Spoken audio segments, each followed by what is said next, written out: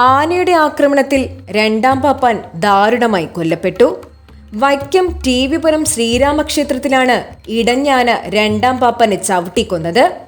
തിടമ്പേറ്റിയതിന് പിന്നാലെ പ്രകോപിതയായ തോട്ടക്കാട് കുഞ്ഞിലക്ഷ്മി എന്ന ആനയാണ് 25 വയസ്സ് മാത്രം പ്രായമുള്ള രണ്ടാം പാപ്പാനെ ചവിട്ടിക്കൊലപ്പെടുത്തിയത്.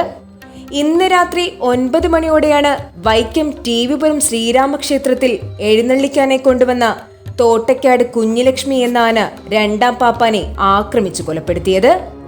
ആനയുടെ മുൻകാലുകളിലെ ചങ്ങല ഇളക്കിയിടുന്നതിനിടയിലാണ് കുഞ്ഞിലക്ഷ്മി രണ്ടാം പാപ്പാനായ സാമിച്ചനെ ആക്രമിച്ചു കൊലപ്പെടുത്തിയത്.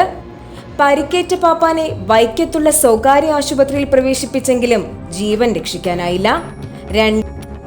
രണ്ടാം പാപ്പാനുമായുള്ള അപരിചിതത്വമാണ് ആന പാപ്പാനെ ആക്രമിക്കാൻ കാരണമായതെന്നാണ് പ്രാഥമിക നിഗമനം.